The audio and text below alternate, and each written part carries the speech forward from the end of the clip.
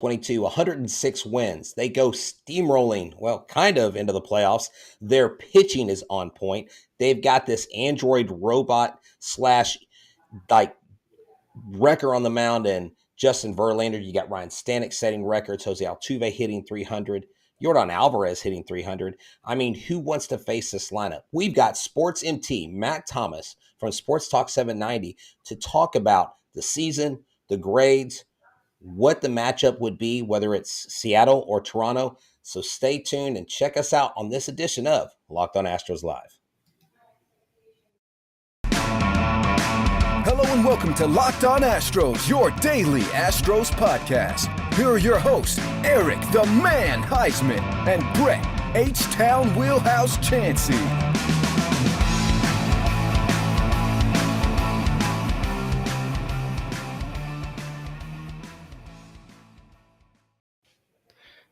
We are Locked On Houston Astros, and we hope that you join us for a daily Locked On Astros podcast. My name is Eric Huysman. You can find me on Twitter at Eric Talk Stros. Find the show at Locked On Astros, your team every day. Brett, where can I find you at? They can find me at H-Town Wheelhouse on Twitter, Instagram, and TikTok. They can find me at Stros411 on Twitter, Instagram, and Facebook. Always positive, always Stros. All right, and we got a local legend, somebody who you probably have been listening to on the radio for a long, long time. Matt Thomas, where can they find you at? You can find me closing my office right now because the TV's on the other room and my wife's watching TV. So hold on. About that. All right, that should be better. I am on Sports Talk 790 from noon until 3, and I also host the Astros On Deck and 10th Inning Show on a semi-regular basis, and you can find me on Twitter at SportsMT. I'm only a handful away from the magic 30,000. Wow, cool. So make sure you go follow him on Twitter, and I know this is something that he's been talking about on the radio for a long, long time, so keep on following him. Today's episode is brought to you by BetOnline. BetOnline has you covered this season with more props, odds, and lines than ever before. BetOnline, where the game starts.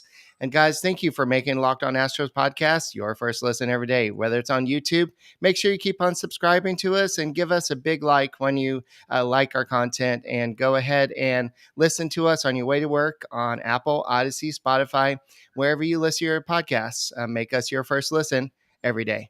So, guys, we got a lot to discuss. I mean, tomorrow starts the wild card series, and I know that the Astros probably are confident about whoever they're going to face. I mean, they have the best pitching staff in baseball, and then their lineup is hit and miss. They have one of the best bullpens in baseball.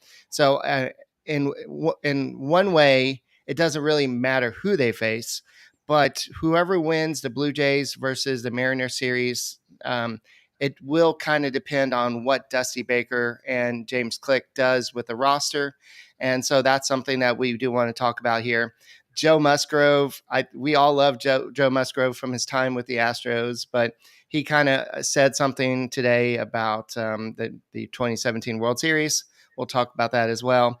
But let's just go ahead and just get started with the series that starts tomorrow, or if you're listening today, with the Mariners versus the Blue Jays. And it's going to be Luis Castillo versus Alex Manoah. So this is going to be an epic matchup. Manoah's had a great season. Castillo was a guy that the Mariners traded for at the trade deadline. So how do you see this game going? And whoever win this game one have the advantage? I think they're all coin flips. I think Seattle and Toronto are very evenly matched. Seattle's probably got stronger pitching. The lineup for the Blue Jays is, I think, significantly better. Ty France scares me in that Seattle lineup. There's not a whole bunch after that does. I think being at home plays a big factor in this. So here's the thing. I think Toronto's going to win the series, but selfishly, I'd like the Mariners to win it.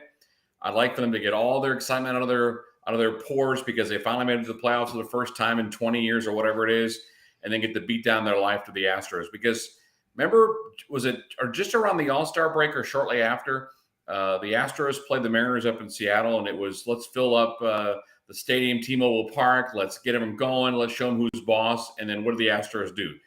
They bitch slapped them for 3 days. So needless to say, I ain't scared of anybody playoff time, but if you gave me the choice, I'd rather play the Mariners. I think it's a great take because the Blue Jays lineup does sport one George Springer, who likes to hit Springer dingers in the postseason, and he would probably be pretty comfortable.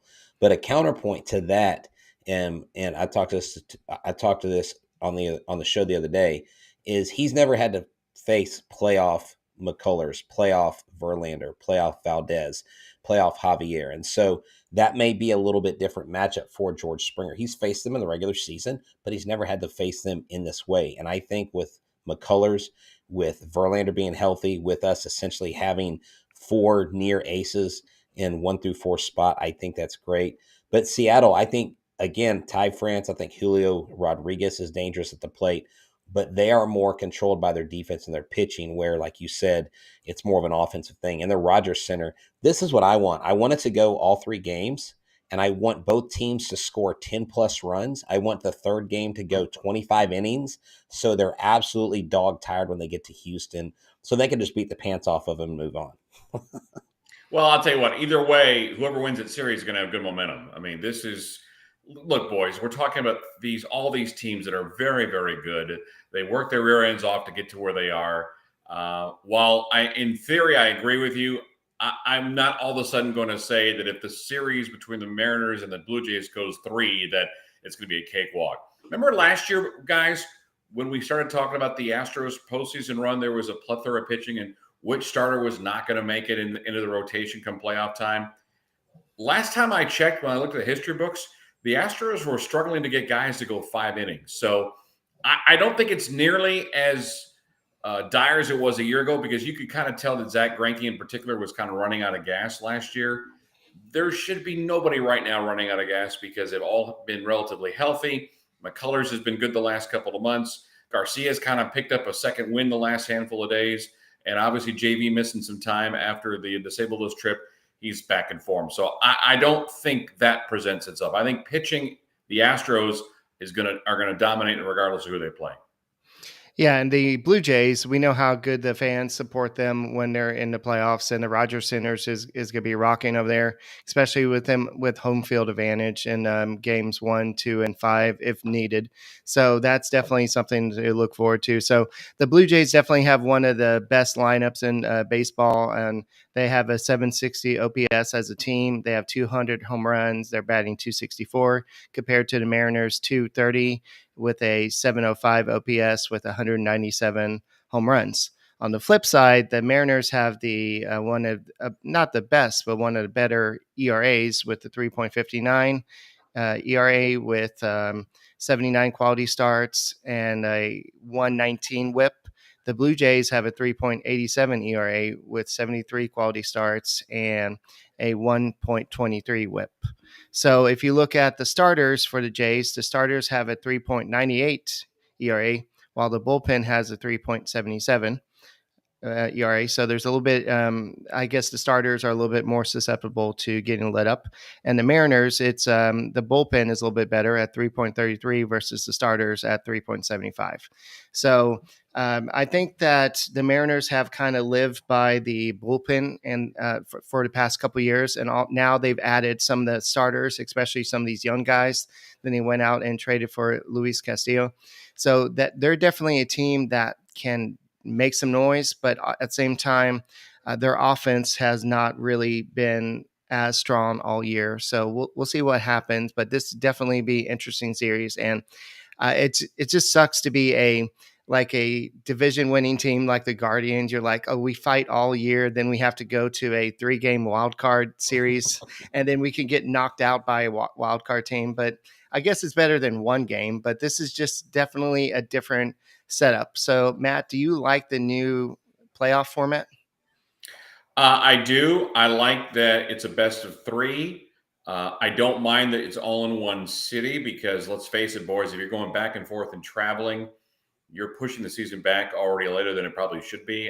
The thought of November baseball, especially in a cold weather city, is going to be kind of crazy. Now, it'll hopefully be a little bit better next year because the lockout won't push the season back a few days.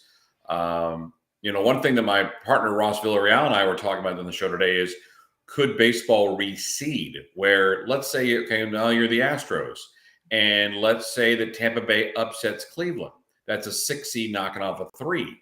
Why are the Astros destined to play 4-5 when they should be playing the lowest seed out there at 6? So it depends if you're a bracket guy like the NCAA tournament or your NFL reseed guy. So it's just kind of a personal. I don't have a problem with it either way, but I can see how some people would say, hey, you won the most games in the American League. You should take on the weakest of the opponents that are still left. And that will not be the case. That was why, honestly, boys, I mentioned a couple times on my show, I wouldn't have been all that scared of being the 2 seed because I was afraid Toronto might be a team that could be momentum building, especially in that stadium. Big crowd. It's very hitter friendly. Bichette and Biggio to a smaller extent, and Vlad and Springer. I mean, that's a heavy right-handed hitting lineup that could have some fun. And I don't want it to be at the Astros' expense. But to give you a long-winded answer to your question, I like it a lot. This should be a lot of fun. And I think it's a more fair indication of who should win the wild card by doing it over a best of 3 as compared to just 1. Yeah, Brett, I don't know what BetOnline is saying about the odds of who wins this series, but let's talk about BetOnline.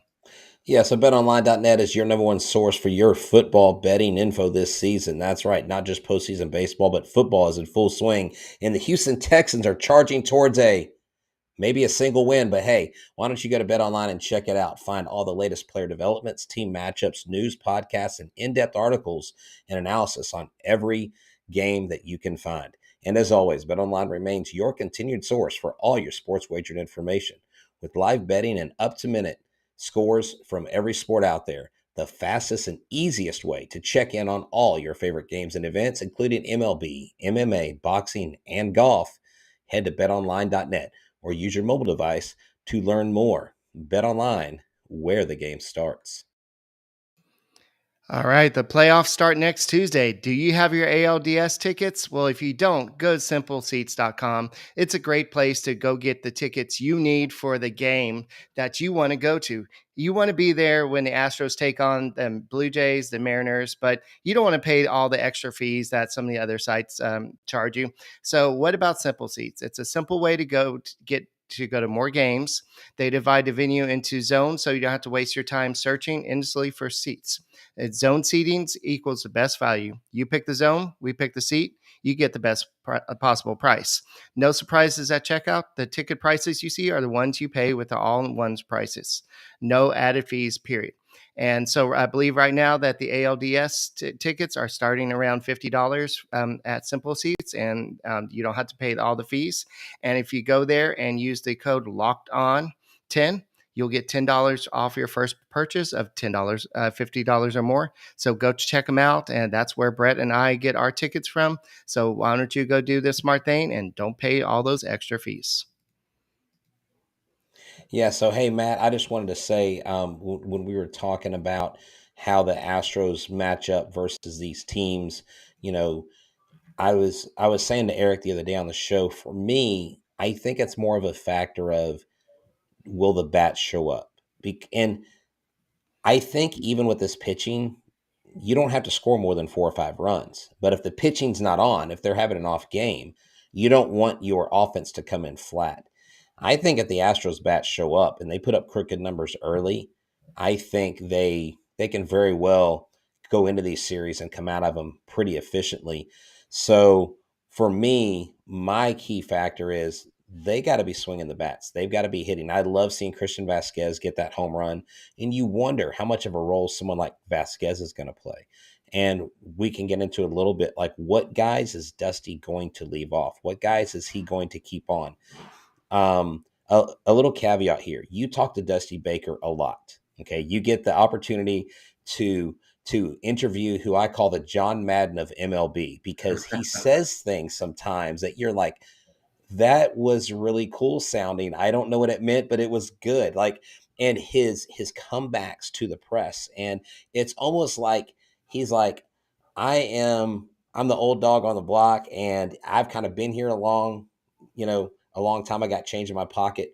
What do you think Dusty's thinking going into this with guys like Vasquez, guys like Mancini, Myers, Hensley? Where is he thinking of who should be out there?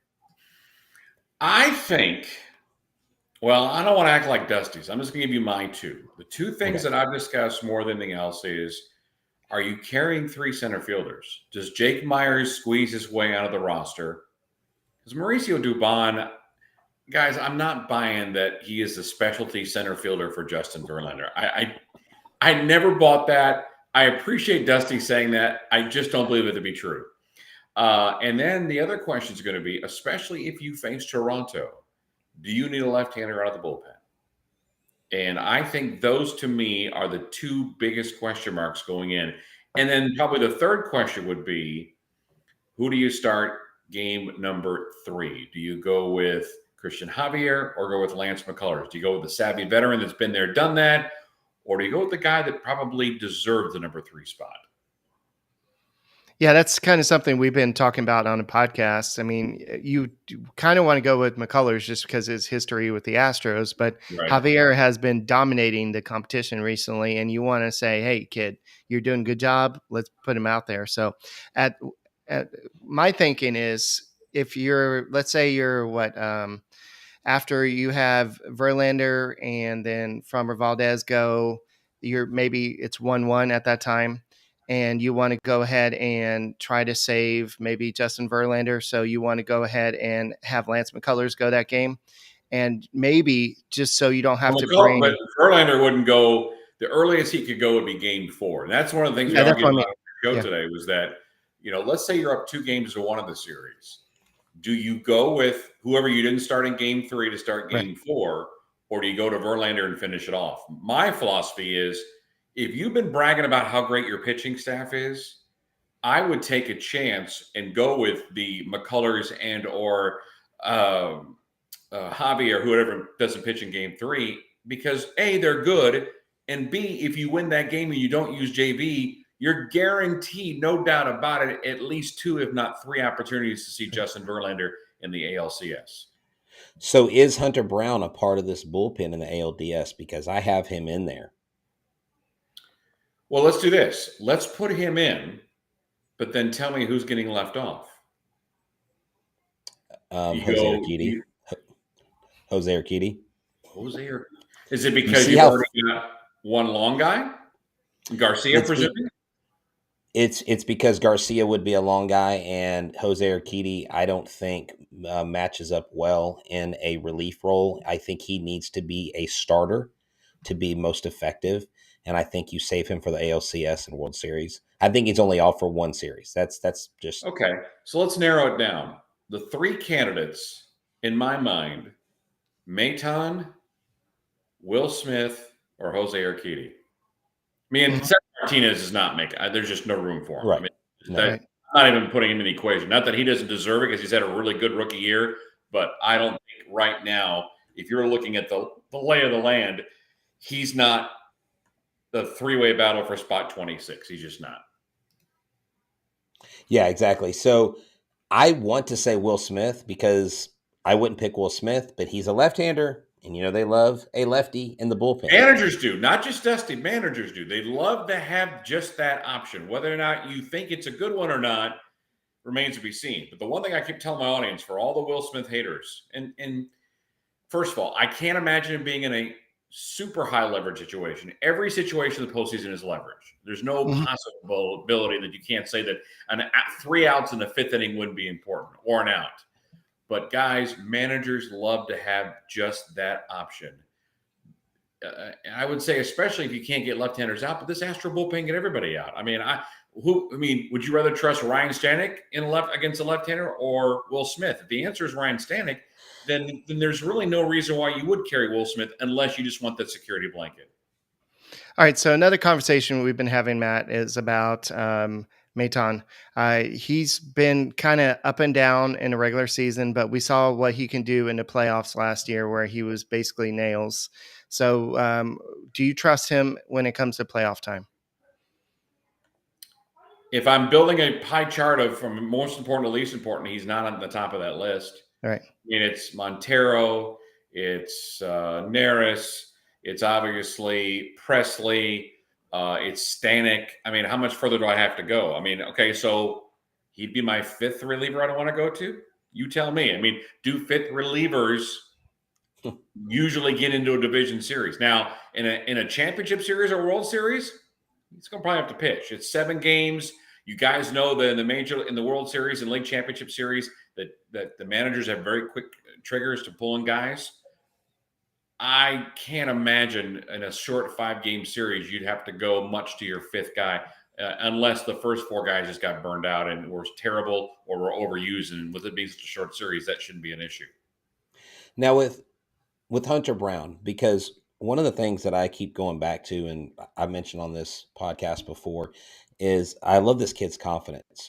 Matt, when he made the Futures game, I was at Constellation Field talking to him before the game, and I congratulated him. And he said, that's great, but what I want to do is I want to be on the mound helping the Astros win another World Series. I mean, that's what he was saying. And I said, well, all our fans got you on this playoff roster. And he said at the time, he's like, let's hope the Astros see it that way, because he still hadn't heard where they're going to call him up. He was still grinding in AAA. To me, he has been put in several different roles, which benefits him, because I saw him pitch 5 innings after Odorizzi's, one of his rehab starts. Right. I've seen him piggyback. I've seen him go 1 inning in the majors and do phenomenal, get out of jams. Is there a chance that Hunter Brown could piggyback if they want to use Javier but not use him up, but bring in someone like a Hunter Brown, a rookie, who's almost too young? Or do you not use him unless it's an emergency situation? I don't think it's an emergency. You use him when you want to use him. I don't think you go, all right, Christian Javier, here's the ball for game 4. Give us 4 innings so we can use you for game 1. I think if Christian Javier is dealing, you don't mess with that. Right. Hunter Brown, you guys know, what's the velocity? Upper 90s? Right. 98. 2 outs, upper 90s. I'm going to go ahead and call my shot on your Locked On Astros podcast. Hunter Brown makes the playoff roster. I love it, because I have him on my roster. I had him on there, and I think it's a great call. You know what? I feel smarter now that you picked one of the guys that I picked. Thank you, Matt. Well, come on now. I'm an idiot. What are you talking about? Now, if we're both wrong, I'm going to blame you and say that you basically forced me to go on your podcast and say that Hunter Brown was supposed to be on the roster. Yes. Yeah. Check your PayPal account. Thank you. I do like the fact that Dusty Baker, I don't know, I'm pretty sure it was intentional, but he gave them Brown the experience of being a 1-inning reliever, and also the experience of being a multi-inning reliever in the past couple of weeks. So I think that sets him up to do whatever the Astros need him to do in the playoffs, because you can't go into a game, like you said, and say, okay, you're going to pitch 3 innings after Javier. So I think it depends on the situation. So, but I think Hunter Brown could be that weapon that nobody can hit in the playoffs. And we've seen what he's done so far in his limited time. And I think that he could be the X factor that the Astros need. But going into the playoffs, I'm not going to put that pressure on him, by the way. I'm not doing that. When you've got, I just mentioned the 4 high leverage guys have been doing it all season long. If he's dealing, Eric, I'm cool with it. But if Hunter Brown doesn't have it, which, look, all guys may not have it. Right. Dusty's going to have that quick trigger. There is minimal room for error. Get your 3 batters in. If you look like he's having control issues, if his pitch count is high, Dusty can't be afraid, because there are so many reinforcements. I mean, the Astros bullpen has been top 3, top 4 all season long in the ERA for a reason. You might as well use it. Yeah. So also looking at the Astros starting rotation, I know that the playoffs don't typically go like the 162 game season goes, where the starters go deep into the game. But with this rotation, it's a little bit different. It feels a little bit different. This is not Zach Greinke, like you mentioned earlier. Do you see the starters going deep into these games? Well, if history is an example, the answer is no. Because just go look at box scores of the last 5 or 6 years. Not only just the Astros, but the Braves. Go look at what the Nationals. I mean, sometimes it's just a war of attrition. It's who's the last arm standing. So, I would think the only pitcher that has a little leeway would be Justin. Yeah. Even Fromber, as good as he's been, Mr. Quality Start, is not going to have the leeway that Justin Verlander has. And that's because JV has been there and done that. But also JV's a little bit different. A long time ago, AJ Hinch told me, he says the hardest player to pull out of a game was Justin Verlander. That was pre-Tommy John. I don't think it will be as nearly as a difficult decision, especially if he's on the wrong side of the scorecard. So to give you, again, another long-winded answer, nobody should be, well, he's going to go at least 6 for us. I think you just pitch and pitch and pitch till you go. The shorter time you can bridge between your starter and your 8th and 9th inning guys, the team that doesn't have to worry about their middle bullpen, I mean, they're talking about the guys we just spent 10 minutes talking about, the least number of guys that are pitching will win the series. Your audio's not on, Brett.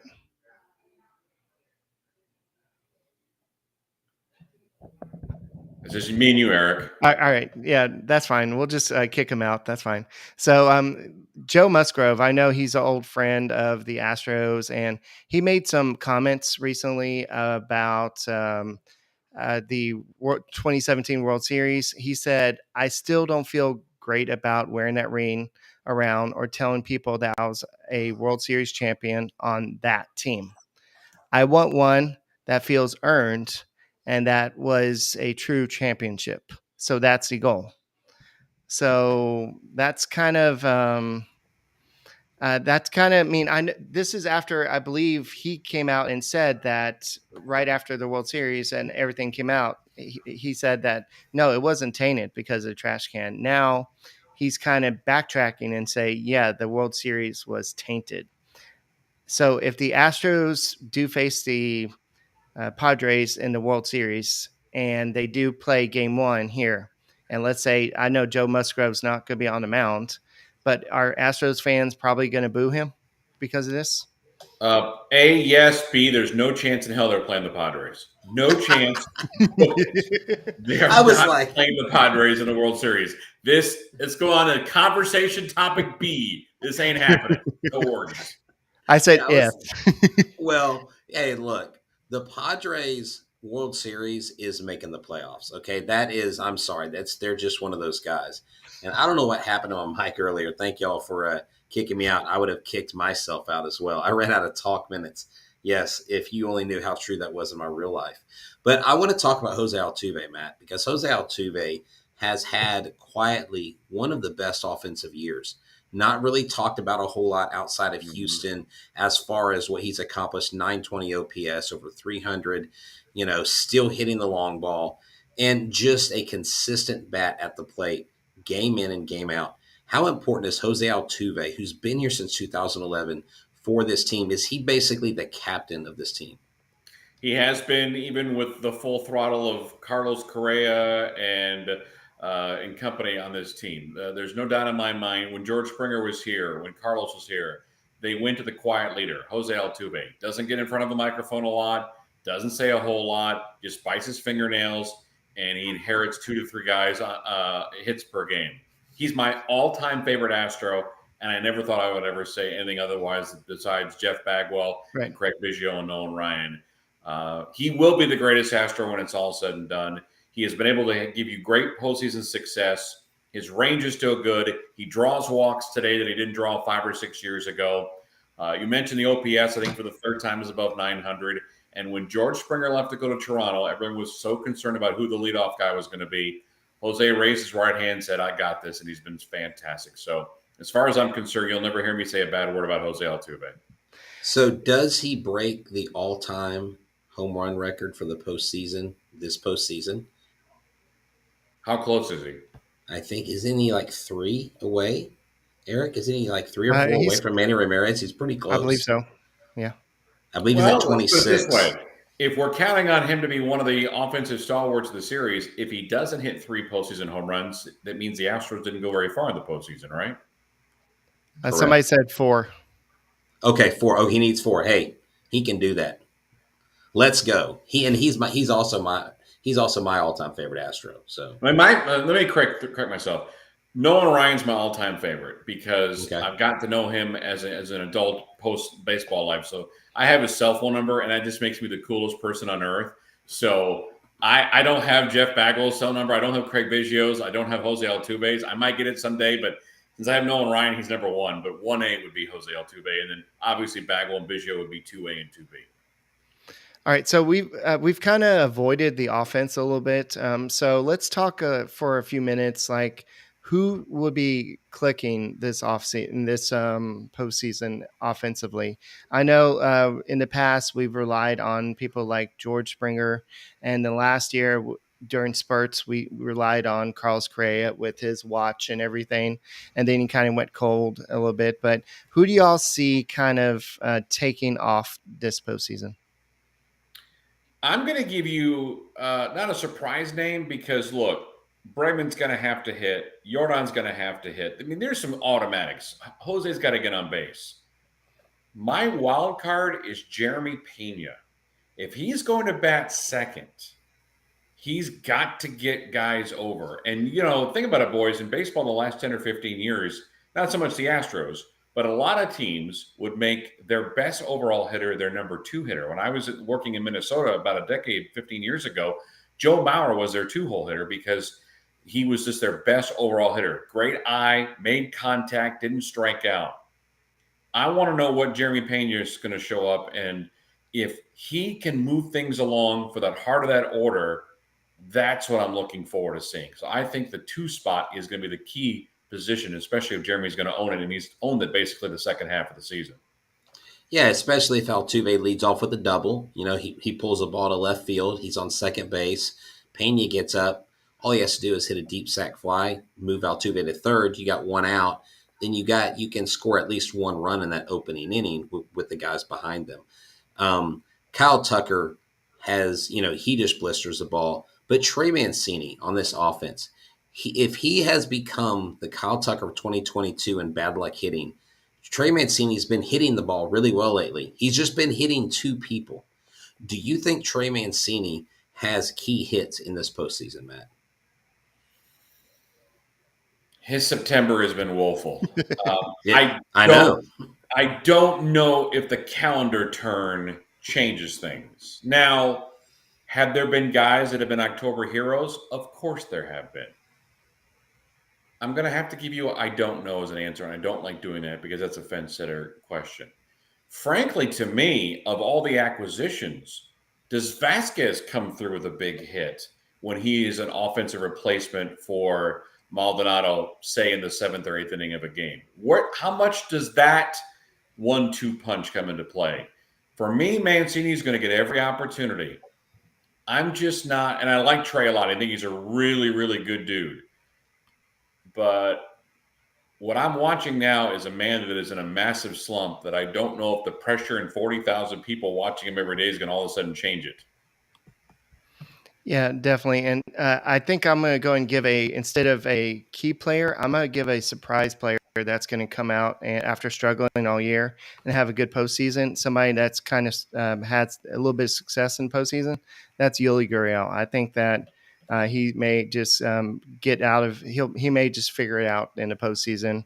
So or maybe that's just me being hopeful that he'll figure out things. But I think the Astros just need to be a little bit more consistent overall, and just Ledmus Diaz maybe needs to play some more DH and maybe have Alvarez in left field to get more bats in there. But we'll see what happens. So to correct us, Mr. Corona did look it up, and Altuve's at 23 postseason home runs, and then you have Manny Ramirez at 29. So it is 6 away.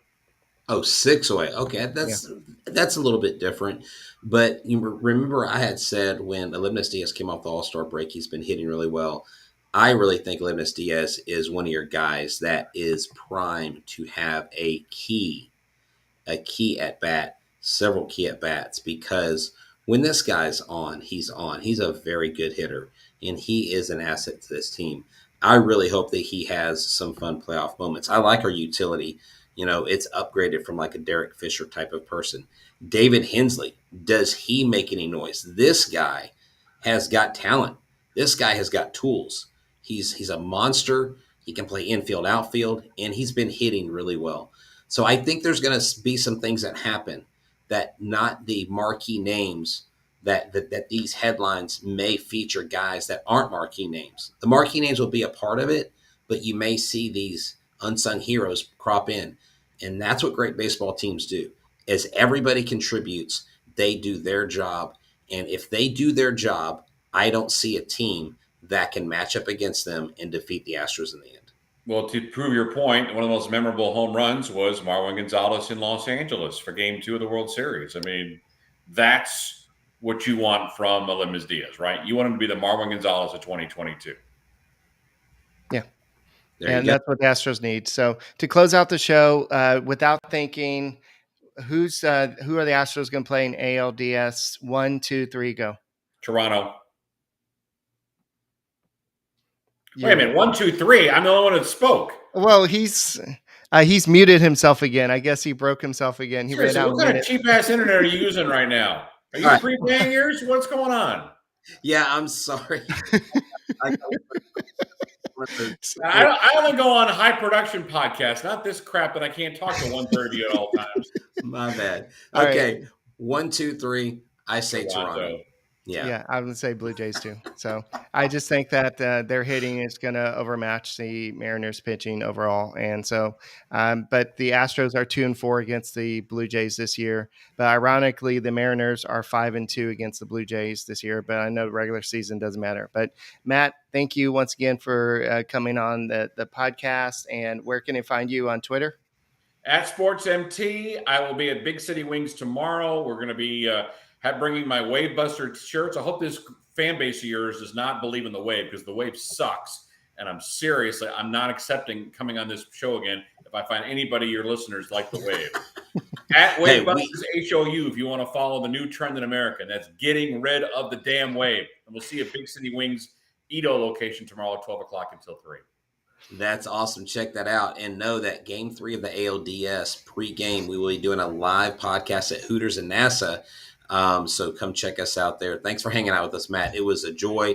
It was a pleasure. And I'll make sure next time you come on that my microphone does not act up. Eric, he's blaming the microphone. I think he's blaming other people. Clayton wants to start a GoFundMe for Brett's new 5G phone. So. Hey, don't knock the track phone, guys. Don't knock the track phone. See you, boys. All right, that's all we got for this edition of the Locked On Astros podcast. Make sure you tune in to us every day after every postseason game. And make us your first listen, and make sure you subscribe to us on Apple, Odyssey, Spotify, wherever you listen to your podcasts. Make us your first listen every day, guys. And I'm excited about the playoffs. My name is Eric Huysman. He is Brett Chancey. We are the Locked On Astros podcast. Go Astros.